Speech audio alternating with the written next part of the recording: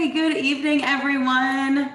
Albracia, I saw your chat in the chat box that your screen was black. Can you see me now? Are we good? Can y'all see okay? Let me know in the chat box. Yes. Okay. Excellent. Excellent. Excellent. Good.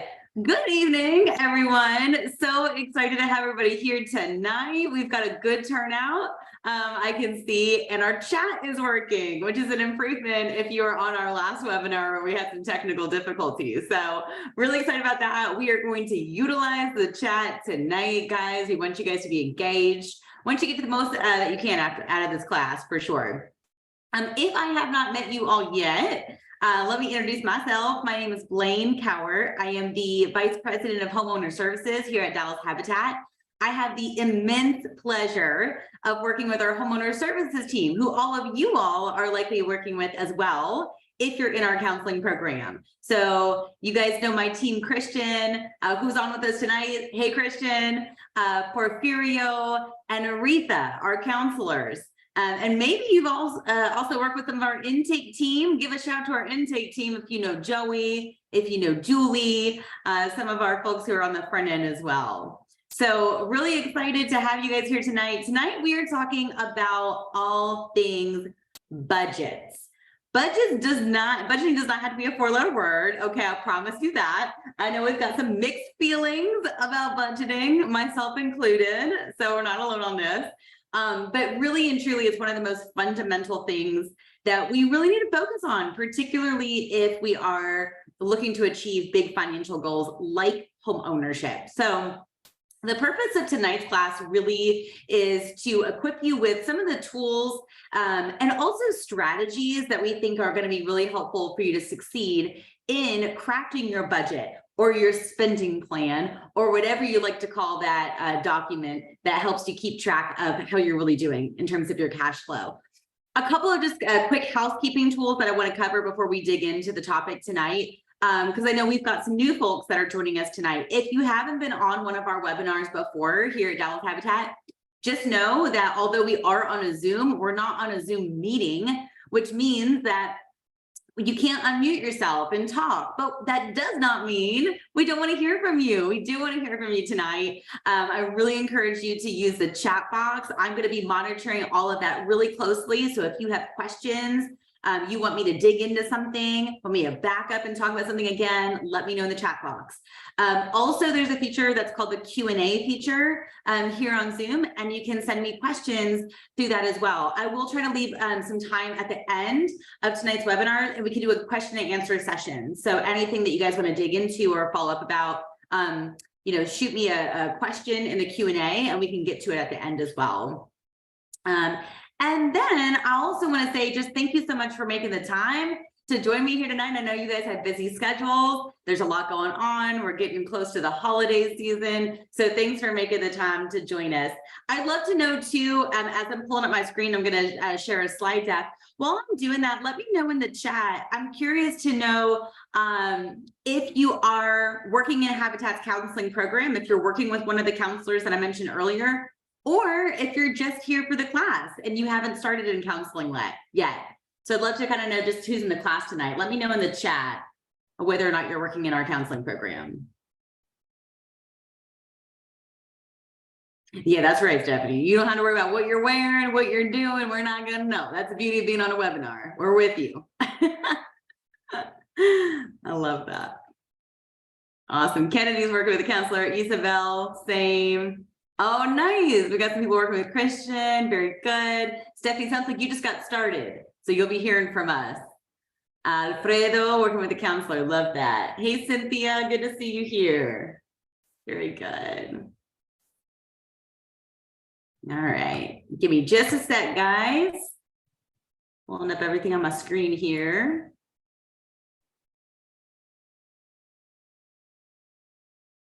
Okay.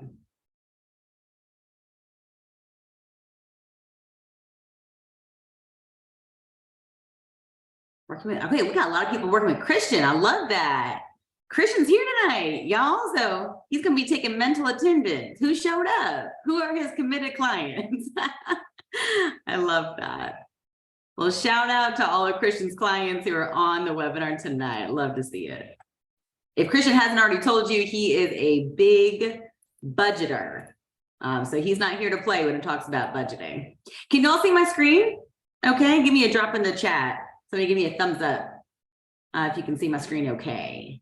All right, awesome, awesome, very good. Okay. Hey, Miss Sharon, see you. Working with Porfirio, love that. Awesome, awesome. All right, well, let's go ahead and get started, y'all. We are talking about money management tonight. So let's just start with a quick overview. First of all, what is a budget?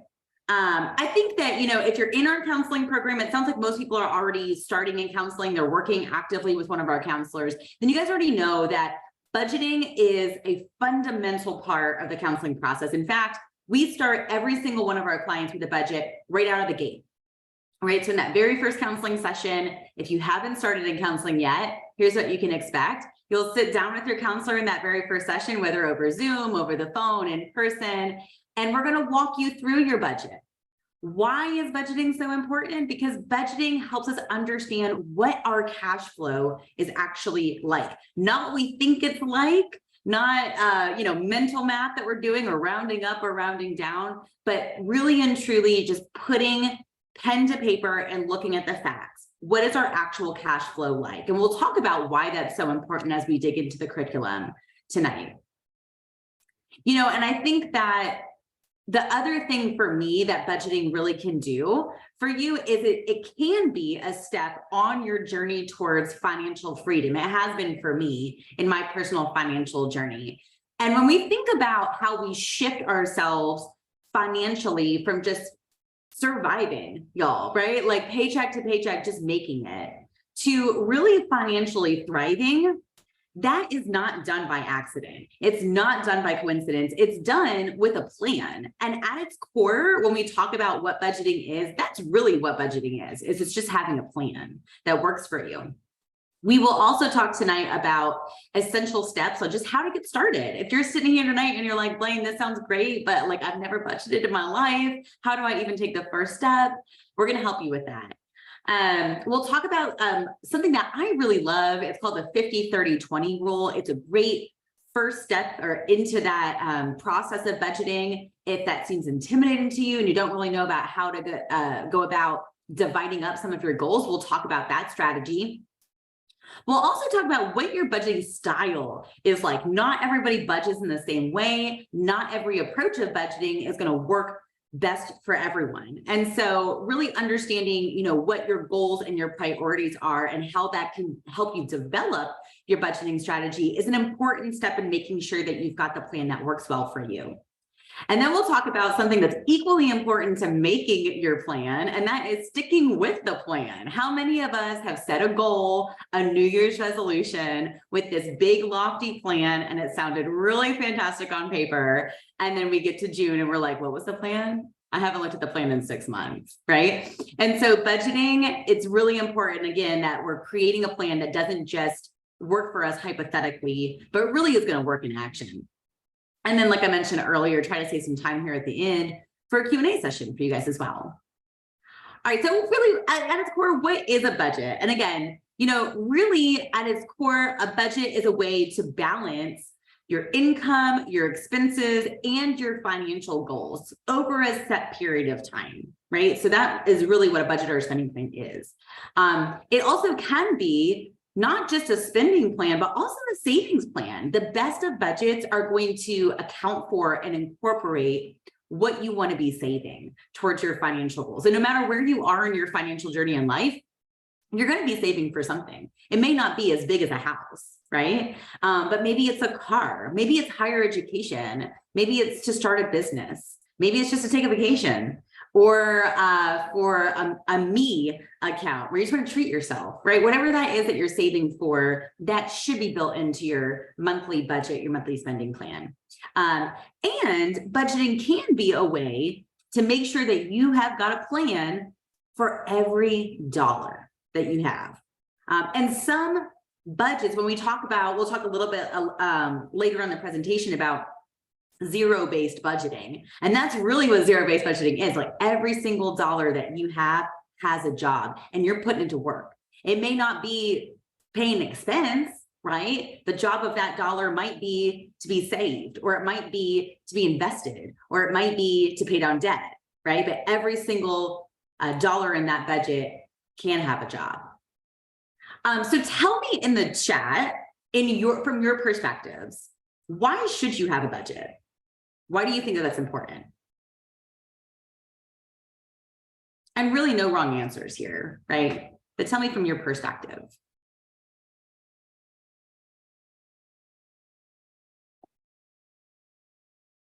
All right, Talitha says to be able to save. I love that. Yes, absolutely. Absolutely. Alracia says money management. Absolutely. It's a great money management tool. It's like the most fundamental, I would say. Christian says to reach your goals. Yes.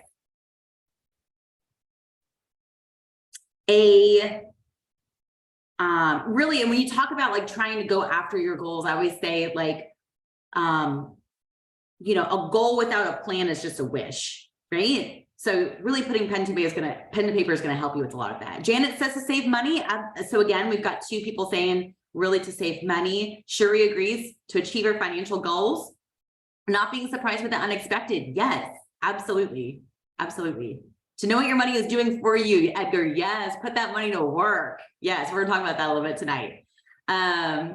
Kennedy is saying, yeah, make sure you're not spending more than you're making. So living within your means, and budgeting allows you to reveal that to yourself and really be honest with ourselves about that.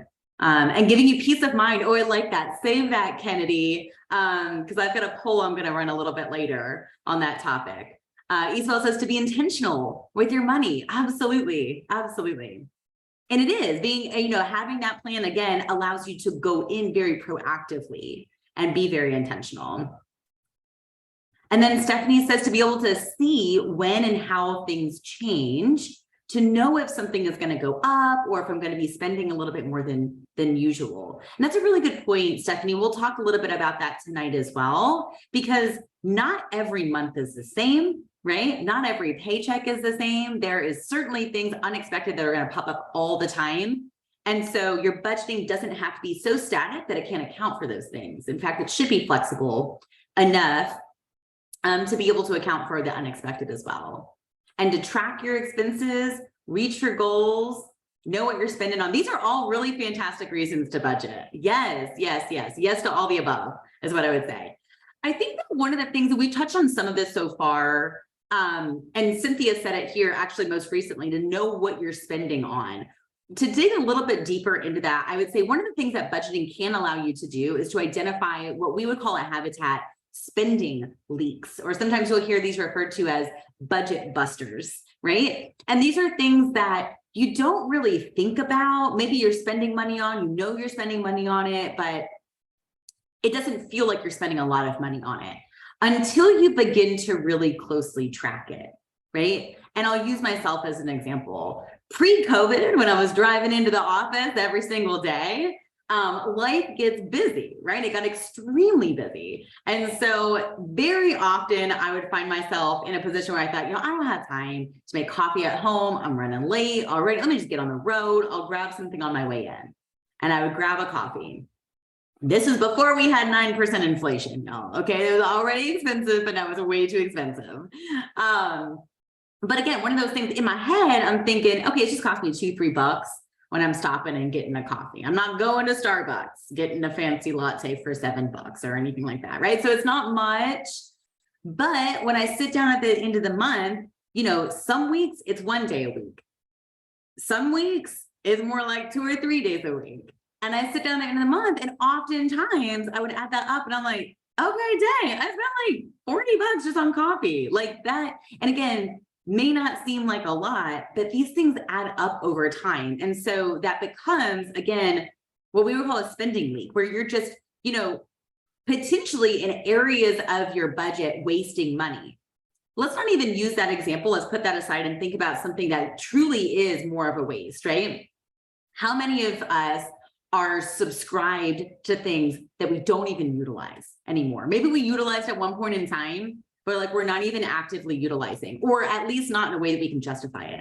How many subscriptions, especially in the age of streaming everything, right? When you really sit down and you go through all of that, can you justify all of the various streaming subscriptions that you might subscribe to and are paying for every single month? And do you know how much you're actually paying as they raise the rates over time?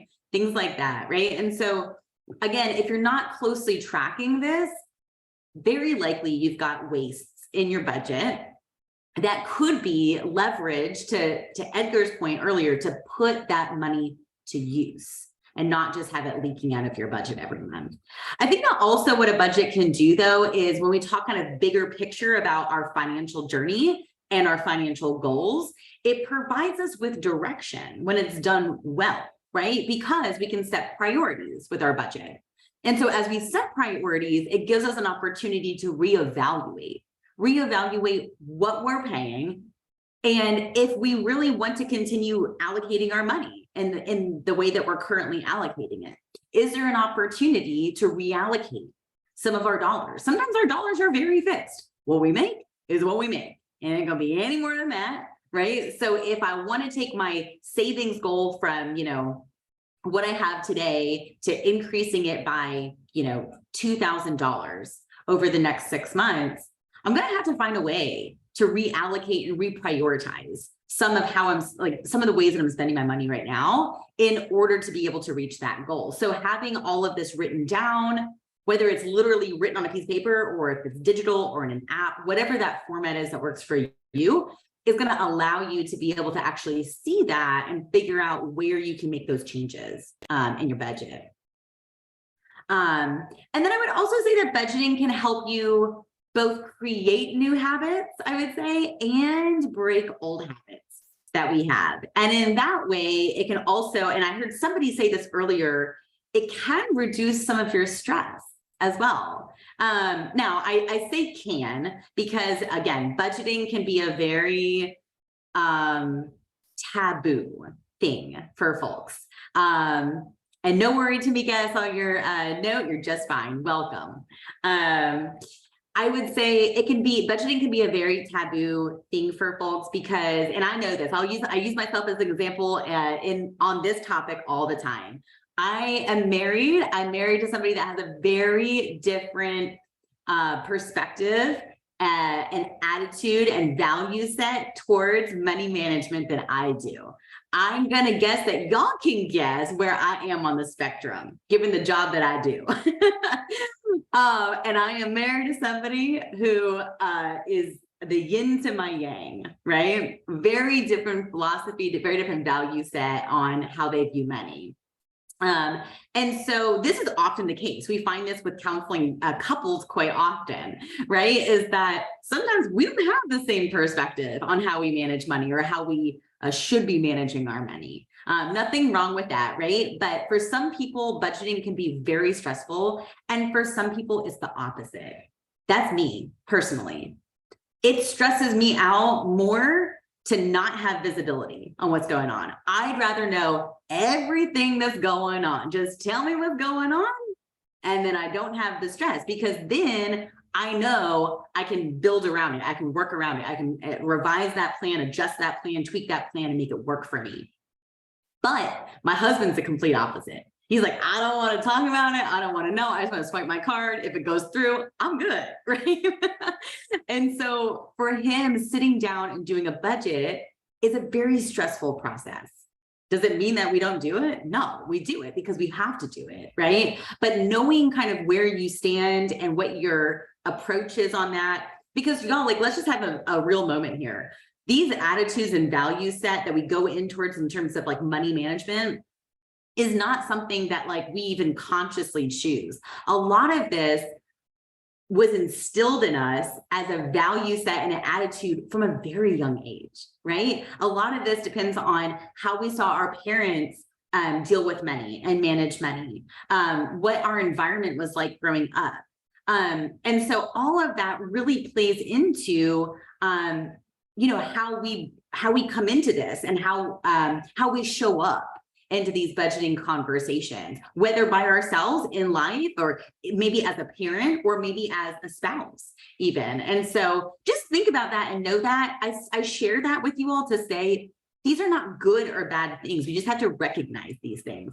If you're someone like my husband who says like, I don't even want to think about my budget. I don't want to look at my budget. I don't want to know. Then thinking about like, first of all, acknowledging that is important. And then think about what is a way that I can be crafting a spending and savings plan, right? Understanding how I might need to make changes in a way that doesn't stress me out, right? So there are ways to go about doing that. We'll talk about some of that today, but I think again, at its core, a budget can allow you to relieve stress.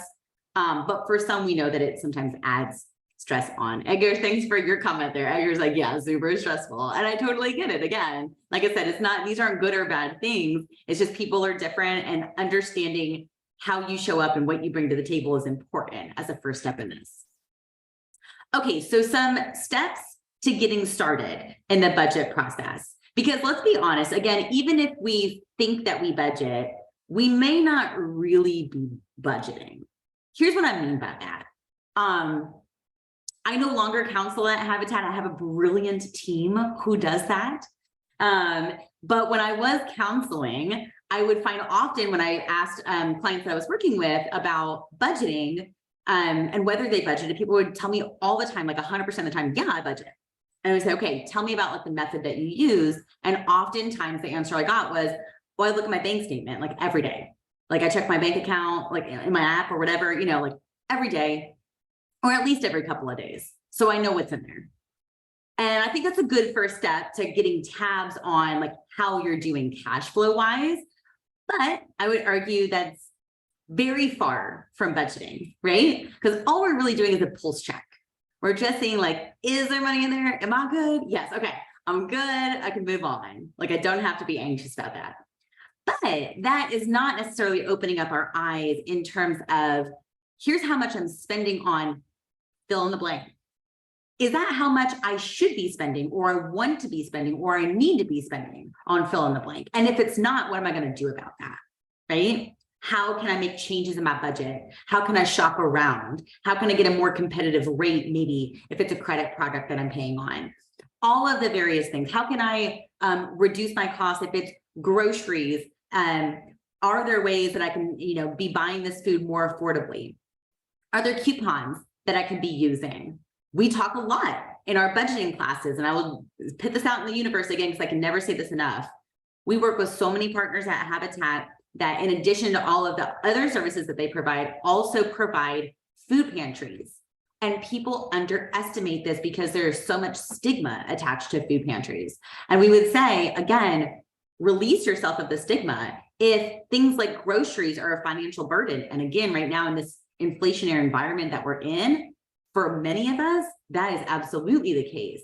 Think about, are there ways that I can offset costs by getting my staples somewhere for free to no cost, and then going to the grocery store to buy things that maybe are harder to find at a food pantry, right? And so getting creative, you know, is absolutely something that we would encourage when it comes to your budgeting, but it can't be done if we don't really understand what our status quo is like. And that's going to require just sitting down and putting all of this on paper.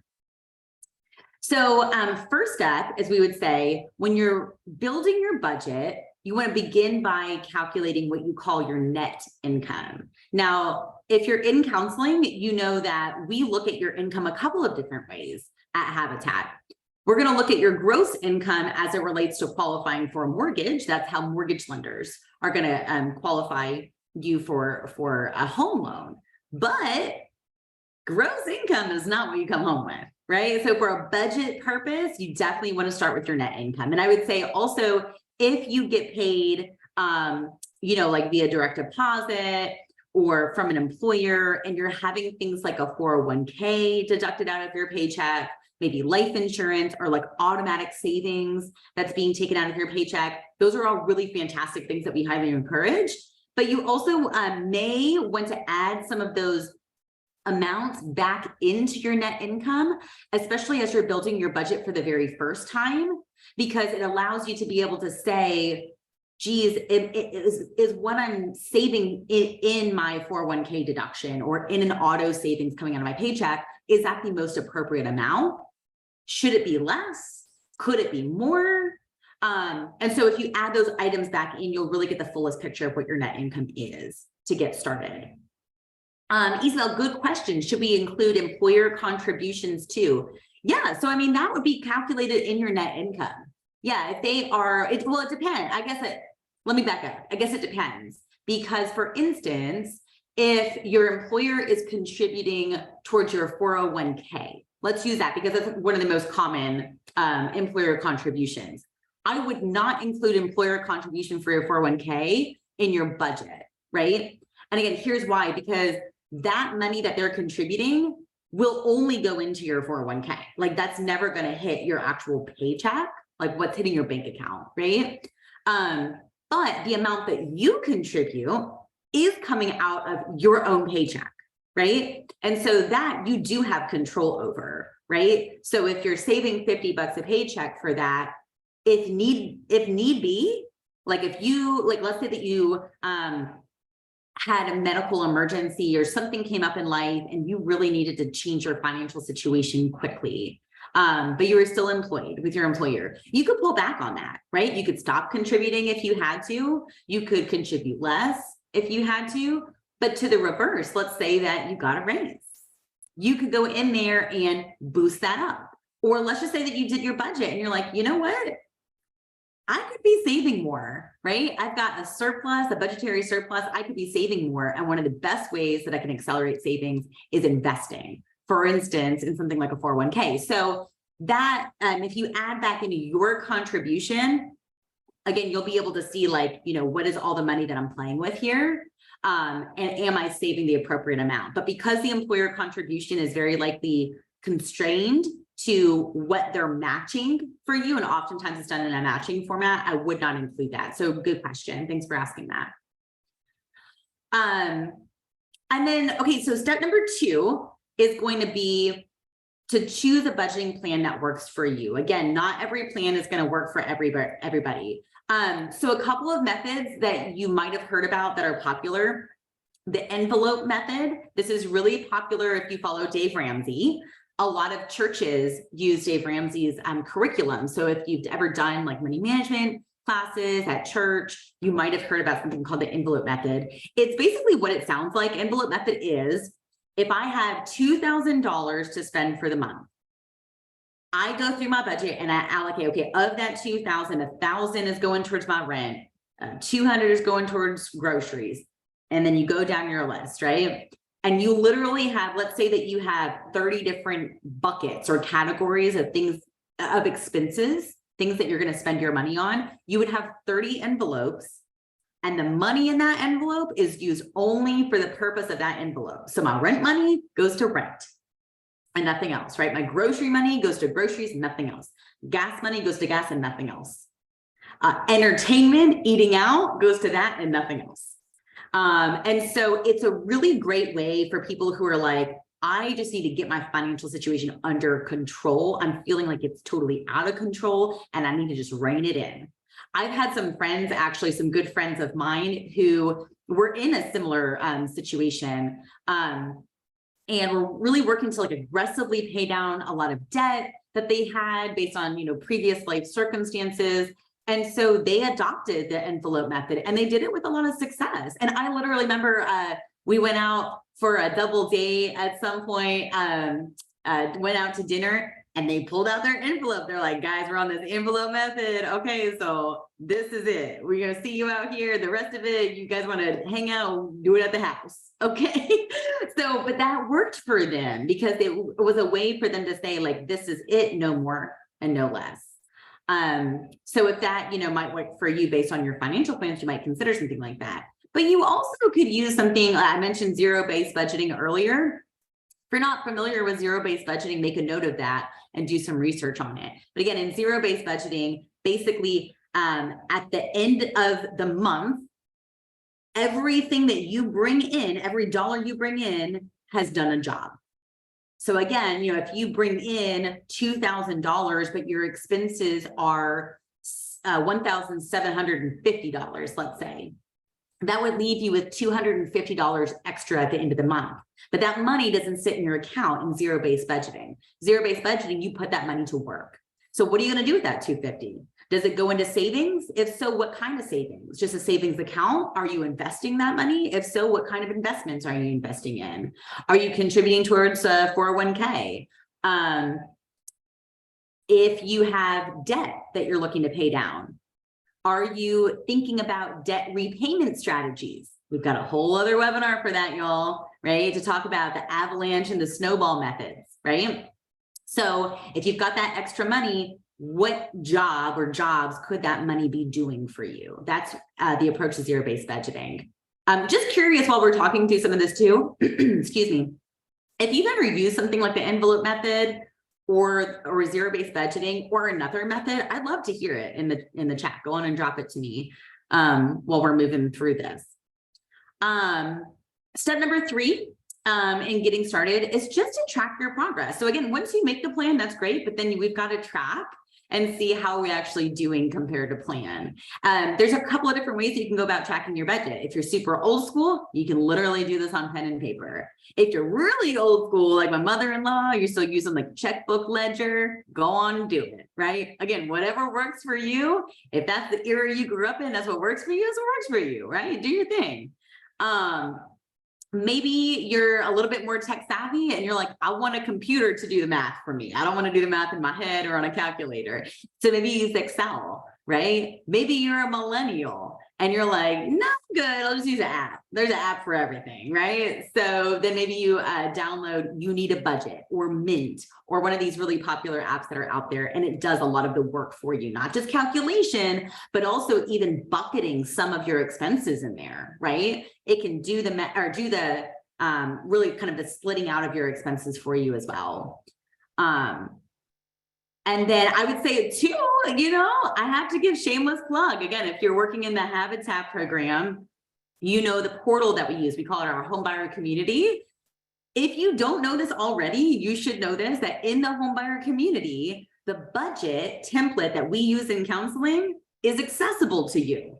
And that is done intentionally. That is done so that it can be a living and breathing document for you, electronic document. So, if you met with Christian in your first counseling session and you did that budget and it's in there, you can go on and see that next month and you can update it right then and there. So we always say, like, if you don't have a method of doing it, let us help you with that. We've already got some that are out there for you. All right, I'm seeing some comments come in. Envelope method has worked for a couple of different people. I love that. Awesome.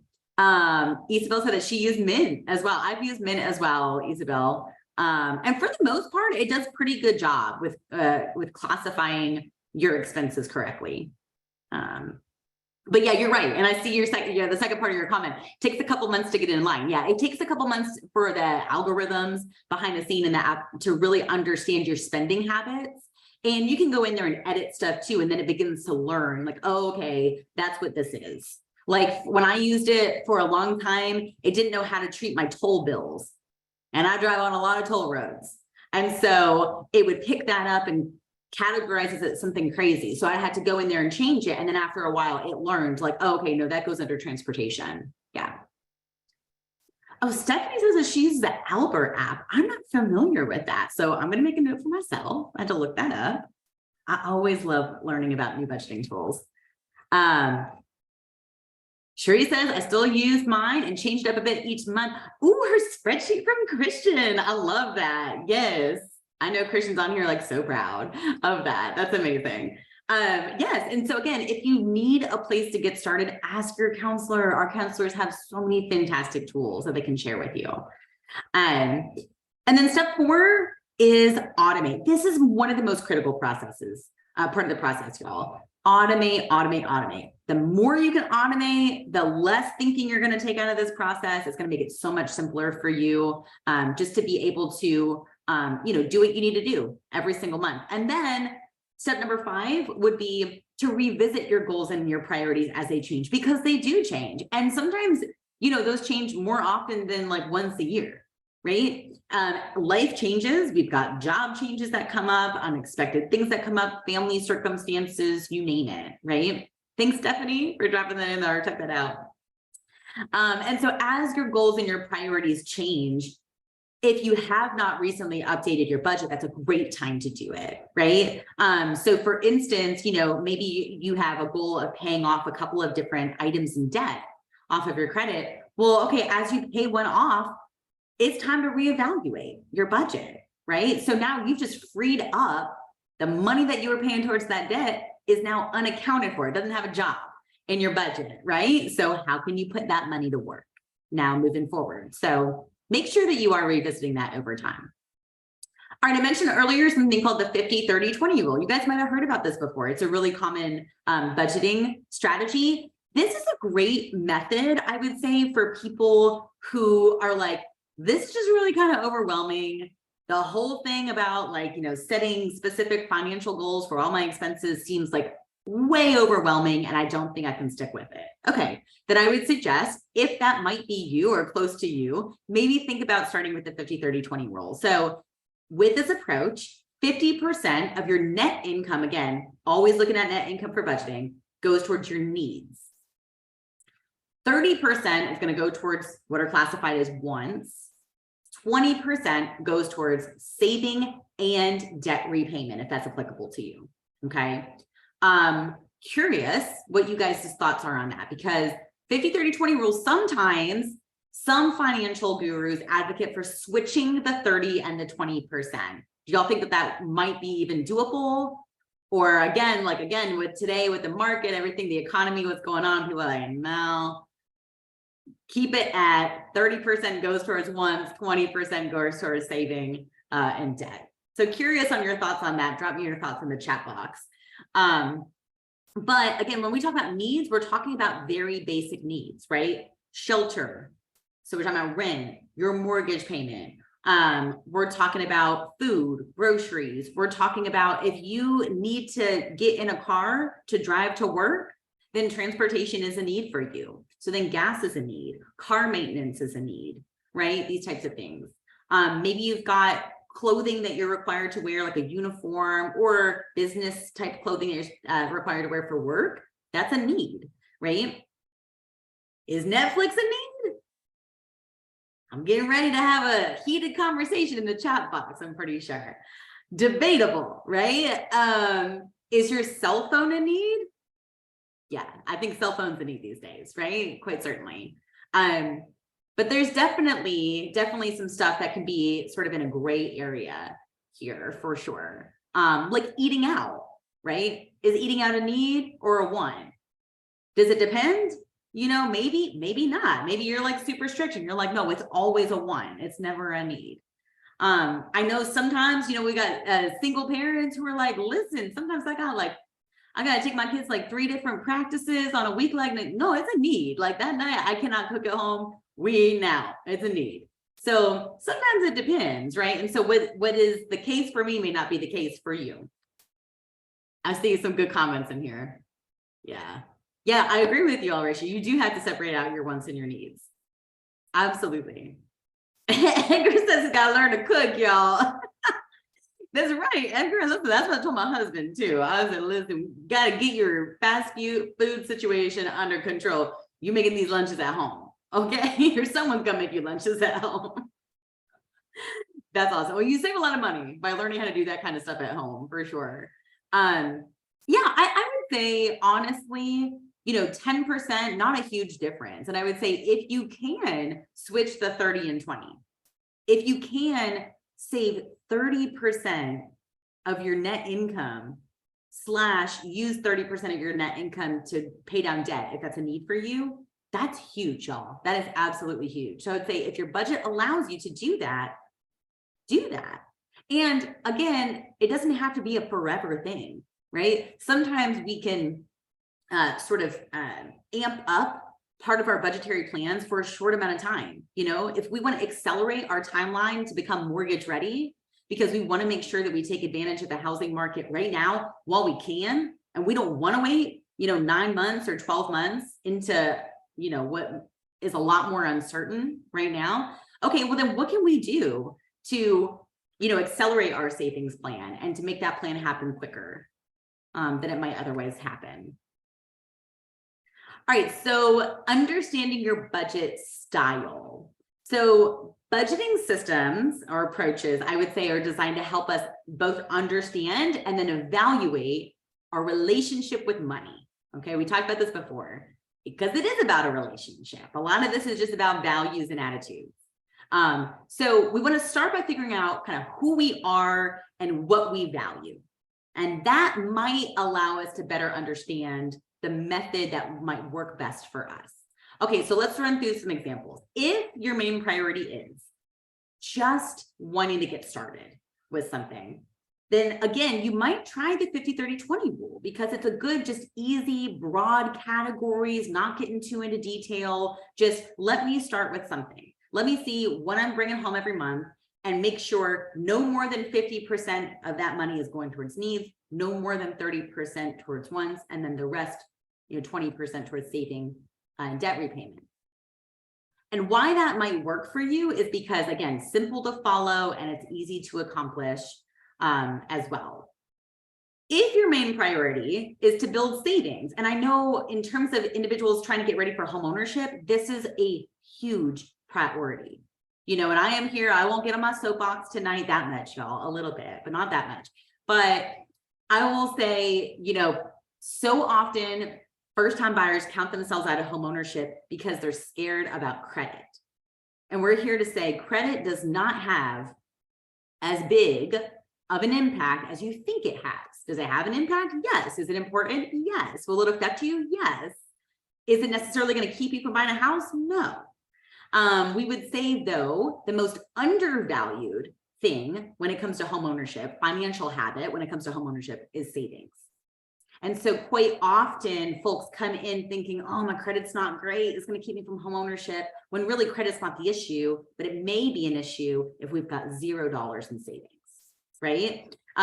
So if building your savings is your priority and you're looking to create a savings plan or a budget that will work for you, you might try the pay yourself first approach. This is like a mantra of mine. I'm a huge believer in the pay yourself first approach.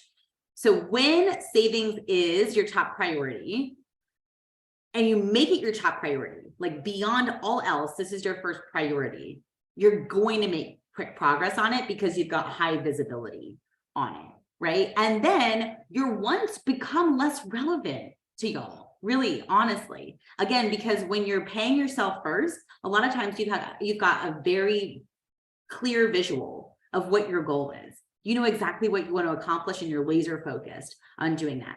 Pay yourself first, y'all, to be clear on what this is.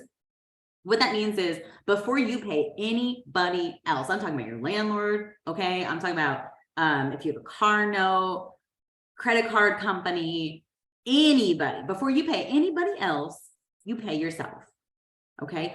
Oftentimes, our savings mentality is the reverse, right? How often do we say, let me pay my rent, let me pay all my bills, let me pay all these people, and then whatever's left, if there's anything left, then I'll figure out what I can afford to save. Pay yourself first flips that on its head, right? And says, we are our most important financial priority. And if we don't make it a priority, everybody else gets paid, but what about us, right? And so it may not be a ton. It doesn't have to be a ton. We're not necessarily talking about hundreds of dollars, right? It could just be $50 a paycheck. And that's what I can afford. And I know I can stick with it. And so that's what I'm going to do. And then what am I going to do? Hopefully you remember that from the other slide. I'm going to automate it. So I'm not going in there and having to take out my $50 because it's going to hurt a little bit every time I do that, right? But if it's automatically taken out of my paycheck, I don't feel it because it was never there to begin with, right? And so again, that's a success strategy that you can think about incorporating. If you are automatically saving money out of your paycheck, you are paying yourself first. That's exactly what you're doing. So kudos to you if that's you. Okay, if your main priority is cutting back on spending, if you're like, Blaine, I've got a budget and yes, I want to save, but really my money's all over the place. Okay, I just need to rein things in and get it in order. Again, like we talked about a few minutes ago, you might want to try the envelope system. It's going to help you contain and really consolidate, how much of your budget is going to be allocated towards any one given type of expense. Very highly structured, really good for even just shoring things up. It may not be a long-term strategy. It may just be 6 months, I'm doing this thing, or a year, I'm doing this thing, or until I pay off my debt, I'm doing this thing. And then, after that, I'll try a different approach that works differently for me. And then if your main priority is making the most of every dollar, that's when you might want to try that zero-based budgeting approach. And again, that's just making sure that literally every dollar in your budget has a job. That's super tedious, y'all. I would say zero-based budgeting is like the complete opposite of the 50-30-20. Again, both are really good, and both of them are going to work really well for the right person with the right priority that matches it. But if you are not a detail-oriented person, and if going through your bank statements and your credit card statements with a fine-tooth comb is going to stress you out and make you feel frustrated or anxious, then don't waste your time trying the zero-based budgeting, right? Then you might want to go with 50-30-20, for instance. Okay, so Lakeisha's story. I'm going to read the story since we can't take anybody off of mute. Normally, I would have somebody read the story out loud. Lakeisha is a single mother who works full-time in nursing. She brings home $2,800 a month after taxes, but before deductions. She contributes $50 a month towards her 401k and pays $150 a month for her health insurance. Lakeisha would like to purchase a house this year, but she hasn't been able to consistently commit to building her savings. Something always seems to come up because that's life, such is life. She has read about different budgeting methods and is ready to begin tracking her spending and her savings more closely so that she can save up for her new home. Okay, so keep this info about Lakeisha in mind. So here's her budget breakdown according to 50-30-20. She brings home $2,800 after taxes. That's her net income, but before deductions, right? Let's say her deductions are $200. She's going to add those deductions back in. Again, not employer contributions, just her, what she contributes. That gives you $3,000 a month in net income that she's going to use to start out on her budget. Let's assume that she has $1,500 that she spends every month on her needs and $1,000. I'm sorry, not assuming. This is 50-30-20. So that means no more than $1,500 that she spends on her needs. Okay, in the 50-30-20 approach, no more than $1,000 on her wants, and then $600 for saving and debt reduction. Okay, so this gives her, again, just kind of a basic framework to be able to then use to analyze her budget and say, am I spending $1,000 or less on my wants? That's the $1 million question, right? All right, so here's her expenses. Lakeisha pays $900 a month to rent. Where in the heck she's renting in Dallas, we don't know, because you're gonna be hard pressed to find rent under $1,000 a month right now, right? She's spending $150 a month on utilities, $100 on entertainment, $250 for a car payment. She's spending $300 a month on groceries, $100 on clothing, $100 on clothing. $14 on Netflix. She hadn't accounted for the increase yet. It's more like what, 16 or 17 now. $100 on gas. $80 on her cell phone bill. Okay, I'm already seeing people like, wait, this is not adding up. It's not adding up. Okay, $200 on eating out. $100 on the minimum amount that she's required to pay towards her student loans. $80 on insurance. $100 on school lunches, and $50 on internet. Okay, so now let's break it down. On here, what I want to know is, where is her budget surplus going each month? Does she have a budget surplus? Do we know? Let me put it this way. Here's what I want you guys to put in the chat for me. I don't know if you guys are, you're probably watching your phones. I don't know if you have access to your calculator. But if you do, if you have access to your calculator, I want somebody to drop in here quick for me what you think the total amount of her needs are. Lakeisha's needs.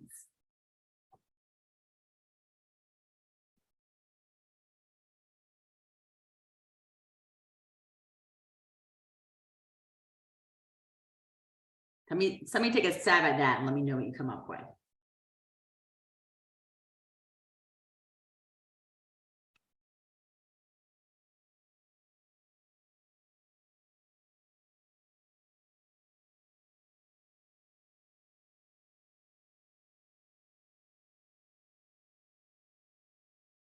Okay. Oh, Tiffany came up with 2,110. Awesome, Tiffany. Okay. Tiffany, you were really close to what I had. I have 2,100 even. So we're right there, right? We're right there. $10 difference. I don't know. You must have included something slightly different maybe than I did. Or one of our math might be slightly off too. No, maybe it's my math because Isabel also has 2,110. Shuri has 2,110. All right, then it must be 2,110. No, I'm going to give that to y'all. Okay, so back to what we discussed a moment ago. 1,500 in the 50, 30, 20. So now she's over already, right? Like we said, on her needs. How much is she saving or putting towards debt reduction?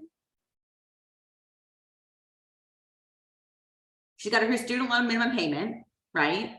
So $100.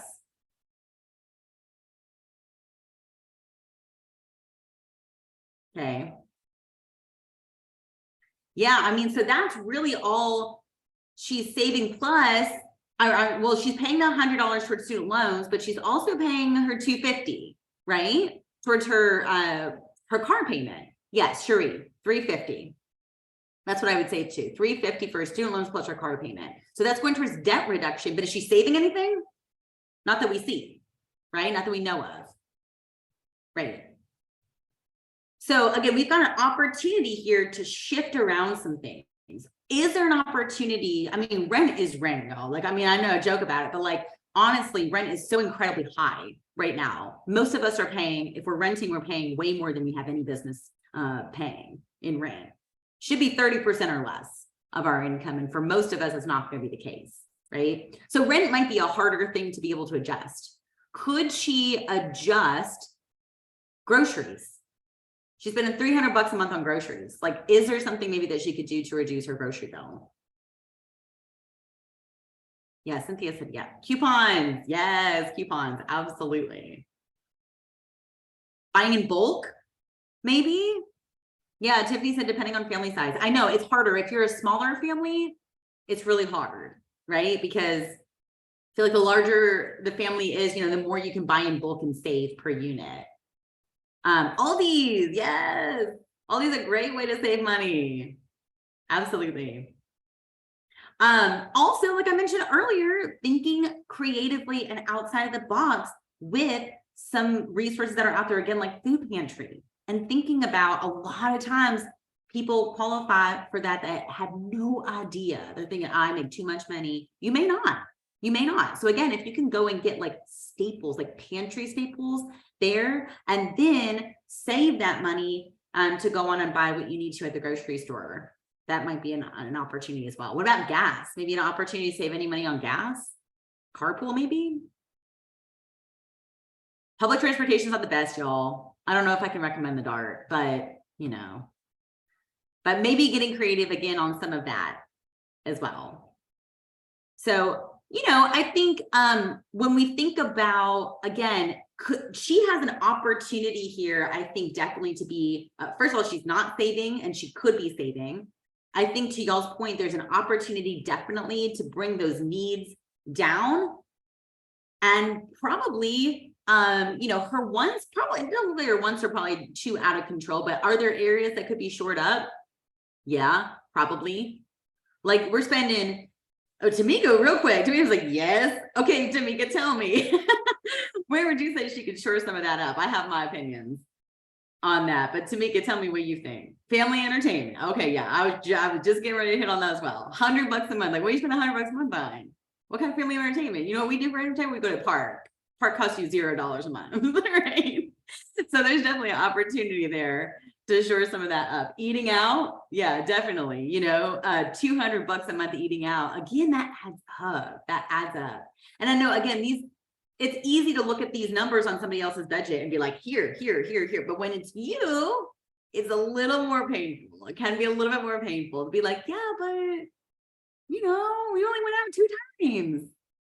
And I gotta get out sometimes or whatever. So, again, having a plan is gonna allow you to not just look at things retroactively and then feel like, bad or frustrated about that, but also plan proactively for some of this. I'm thinking again, is the $100 a month that I'm spending on family entertainment, whatever that includes, is that necessary? Or can I be repurposing that $100 to put that into savings to aggressively accelerate my savings timeline for this goal that I want to achieve, whatever that financial goal may be? Yeah, Janet said to get a gas card for points. Absolutely. That's a great way to save money on gas. Thank you for bringing up that suggestion as well. Okay, sorry, I missed those bullet points, but we've already discussed those things. Okay, so then sticking with it, remember this is kind of the next big step in creating your budget. So when you think about, again, the ways we're going to help you effectively track this over time, it could just be something simple like pen and paper. It could be that Excel spreadsheet that Christian sent you for you to be able to use. It could be using the budget template that we have in the home buyer community and making good use of that. It could be some of the apps that we have. Also, if you haven't checked it out, I know everybody on here probably knows about PocketWise, which is Habitat's online self-guided financial education platform. And PocketWise actually has a budget module that you can do on there where you can actually plug in your real numbers as well. And it'll help you kind of build out a budget too. So if you haven't checked that out yet, be sure to check that out on PocketWise. And if you don't know what I'm talking about when I say PocketWise, you can find that on our website under the education section as well. I love it. Okay, so Stephanie's using some of the apps where you can get paid back. I love that.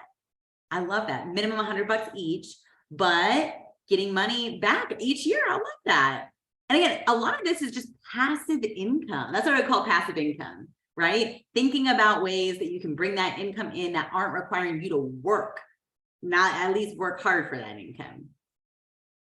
And then she used that for Christmas. Exactly. So then it's just mad money and you can, again, define a purpose for it. So Stephanie, thank you for sharing that, because I think that's a great example of, again, how you're putting your money to work for you. She's bringing in this passive income and that income has a job. Those dollars have a job. She already knows that's going towards my Christmas budget. I love that. Oh, Catherine uses that too. That's awesome. Cash back on credit cards that are paid in full every month. Isabel, thank you for mentioning it. And I love that she called out paid in full every month. That's very true. Yes, using your credit card like a debit card. Okay, not for everybody is what I would say, but for some people it works really well. And I will tell you, I am a points credit card kind of person personally, and I do utilize this approach. I would say you want to make sure that you've got a really sound financial approach when it comes to managing credit card debt, because it can be dangerous if you don't have that base foundation in place, right? But as long as you do, and you know that you're in the good habit of being able to pay off your credit card every month, and you're not spending more than you know that you can afford to pay back at the end of the month, then absolutely, why not put your bills on that? Or maybe you just like charge up your gas on that every month, whatever the case might be. As long as you know you can pay it off, you're going to get points for that. So that'd be fantastic. Sherry mentioned Kroger, Kroger's gas points. I love Kroger's gas points. That is one of my tips as well. Again, it's a great way to save money on gas. You're already going there buying groceries anyway, right? And so if you are, you may as well make good use of that. Stephanie's right. Yeah, you have to be careful because it can snowball if you're not careful about, again, credit card debt specifically. Yeah. Love that. I love all these tips, y'all. This is fantastic. Keep it coming. Keep sending them in. Just a couple more slides. I know we're right at time, so I'll wrap this up for us. Like I shared earlier, Dallas Habitat, we do have our online self-guided financial education platform called PocketWise. And beyond even the budgeting modules, there are so many different modules on PocketWise. There's something like 70 plus modules. We've got modules on there for you to learn about very basic financial things like creating a budget, but then even more sophisticated things like having family conversations about money. This is a really fantastic thing, especially if you have kids, and being able to instill these these value sets very early on. So we begin to break some of that, trauma, I would call it, really, about being scared about money or ambivalent about money, and really looking at money as an opportunity to set you free in your financial journey. And then even we talk about things on there, of course, like buying a house because we're Habitat, but then also saving for retirement, planning for higher education, all of these other related financial goals that you might have. So definitely check it out. I get a lot of questions a lot of times by Habitat clients who have high schoolers or like adolescent age kids who ask, like, does Habitat have any resources for financial education that I could share with my kids? PocketWise is the perfect example of that kind of a resource. So again, they're self-guided. They kind of feel like a video game to some extent, and they're short and sweet. So this isn't like an hour-long thing. These are like 3 to 5 minute modules. So yeah, you can find this on our website. You don't have to like write down that particular link necessarily. Go to the main website and go to the education section and you'll find info on PocketWise. All right, so tell me in the chat, what is one thing you are going to commit to in order to budget or budget better if you're already budgeting? So send me your comment in the chat.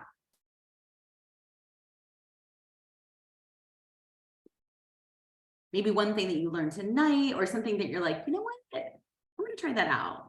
Something that maybe somebody else put in the chat that you saw. Oh, Tamika's making my heart so happy. Pay myself first. Yes, yes. I love it.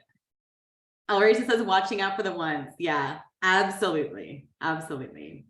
Okay, Sharon's keeping up with her savings. I love that. Important too, because I know Miss Sharon, you're making progress. You're under contract. Yes. Which means saving is more important than ever.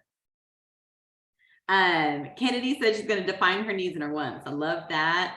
Catherine's going to try 50, 30, 20. Yes, Catherine, let us know how it goes for sure. Alfredo is going to keep on saving. Yes. Again, once you're under contract on a home, it becomes real quick, right? It's like, oh, I got a lot of things to save for. That's fantastic. Cherie says she's going to be more consistent on updating her budget and automating her savings. Yes, this is something I do. You should do this at least annually, but you might even think about doing it, quarterly. Is really, again, if you begin to automate your savings, Cherie, I'll use you as an example. You begin to automate your savings and you get to the next quarter, you get like 3 months later, and you're like, I haven't even felt that. Like it's coming out of my budget and like life has gone on. I haven't even budgeted. Be bold, can you up it a little bit? Can you push it a little further, right? Just again, enough that you're really knowing that you're maximizing what you're bringing in, especially if you are saving in an investment form where you know that your money is compounding and growing itself over time. All right, Edgar says he's going to watch out for those expenses he doesn't think about. Yes, I know. Those are the dangerous ones. Tiffany's going to try an app to keep track of spending. I love that. We had some great app suggestions tonight. I'm going to look up Albert that Stephanie shot us the note about. And then some of the other ones, like we mentioned, Mint, You Need a Budget. There's a bunch out there that can really work for you. Okay, paying off debt, paying myself first, using an automated budget. I love all of these. Thank y'all for sharing so much. I love that. Okay, so we do have time for a quick question and answer session. If you guys do have any specific questions, let me know. I'm going to stop sharing my screen real quick. There we go. Okay. That way I can see everything in here. It doesn't look like we have any questions in the Q&A. If you have a question, drop me a question in the chat box, and I'll stick around for a few more minutes to answer any questions that you guys have for me.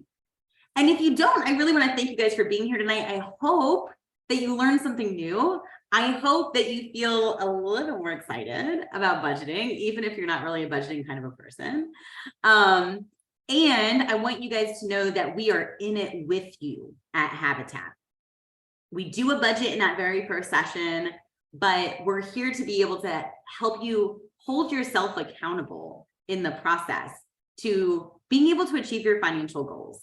And like we talked about, budgeting is really so incredibly important when it comes to home ownership, whether it's focusing on how you're going to build that savings for down payment and closing costs, whether it is focusing on how you're going to leverage that money to pay down debt, to get approved for the amount you want to get approved for in your mortgage, or whether it's just building that emergency savings for once you are a homeowner, and you know that you're going to need it, right? And so for all of those reasons and then some, it's really important to be thinking about really actively budgeting in this process. So I had a really good question come in from Edgar in the Q&A. How do we account for overtime in our budget? That's a really good question. I would say, you know, what you can do that I think works really well, and I do this, so I'll share this with you guys. I have sort of an annualized budget already built out. So like we talked earlier about like holiday spending, for instance, my budget, regardless of overtime, right? My budget in December is not my budget in November, and that's not my budget in October. And that's based on what I know is going to happen, right? So maybe if you've got like certain months that have birthdays, or you've got the holidays, or you do like summer vacations that you plan for, or whatever the case might be, what I'd really suggest is that as much as you possibly can, plan that out in an annualized budget, because putting pen to paper is step one. But again, if I do that today for the month of October, that's great. But then I'm getting ready to blow that budget next month if I don't account for Christmas holiday shopping, right? And so you might think about building out a calendar. I use Excel, and so I've got a tab for every month, and I already know kind of what my known expenses are going to be. Edgar, I would say if you work the type of job where you know kind of approximately how much overtime you're bringing in, and especially if it's consistent and if it's a considerable amount of overtime, I would highly suggest building that into your budget. It may mean, Edgar, that you're budgeting more often than once a month, right? It may mean that you're budgeting on a weekly basis, on a bi-weekly basis, if that's how often you're getting paid. So that's something to consider as well. So really kind of whatever works for you in that, but I would account for it. If it's sporadic or not something that's like super often or super reliable, it may not really make sense to account for it. So that's a judgment call. That's a really good question. I'm glad that you put that in there. Generally speaking, I would account for it. And same goes if you're like a seasonal worker and you know that like some parts of the year you're gonna be working a lot of overtime, but others maybe not as much. You can, you know, kind of generally plan your expenses around that as well. Let's see. Oh, okay. Yes, absolutely. Y'all are most welcome. Oh, never time to talk about I'm getting off. Yeah. So Edgar, yeah, I mean, I would say again, if it's kind of unknown, if you're not really too sure, then you might think about budgeting more frequently. And honestly, if you budget more frequently, it's going to be less of a time commitment, right? Because if you're only doing it once a month, it's kind of a more of an extensive process if you're actively budgeting. But if you're doing it once a week, it's like a check-in, right? So you might think about that. Good questions. Okay. Well, like I said, I'm going to stick around. If you do have questions, reach out and let me know. But if you don't, I want to thank you guys for being here tonight. Thank you so much for taking the time to join us. I hope that you learned something new. I hope you feel inspired to go on and build a fantastic budget that will put your money to work for you. And I also want to remind you guys that we have a class next week as well. We've got a busy calendar right now at Habitat. I'm pulling my calendar. I think our class next week, yes, it's on the 15th, which is Tuesday. So this coming Tuesday, we've got a class. We are going to be talking about specifically all things credit cards. So we had some conversation today, right, about like credit cards with points and about whether you should pay your balance off in full. We're going to dig all the way in on the 15th. So join us next Tuesday. We're going to be here with some of our partners over at East West Bank to talk about using credit cards smartly. And then for those who are interested, also know that we do have our HUD Certified Homebuyer Education class next Saturday. That's the 19th as well. And if you're not sure if you should be in that class, reach out to your counselor. They'll let you know. Otherwise, thank you guys so much for being here. Y'all have a great rest of your night. We'll see you later. It's good to see you too, Cherie. Thank you for your sweet comment.